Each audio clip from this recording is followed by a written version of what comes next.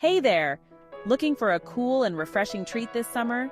Let's make some delicious DIY ice pops. They're super easy and perfect for beating the heat. First, grab your ingredients. You'll need fruit juice, yogurt, or a smoothie mix, and some fresh fruits like strawberries or blueberries. Get creative with flavors.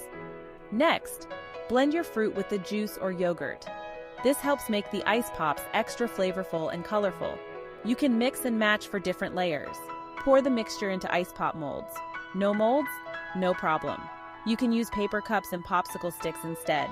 Pop them in the freezer for about 4 to 6 hours or until they're completely frozen. Be patient. It's worth the wait. Time to enjoy your cool creation.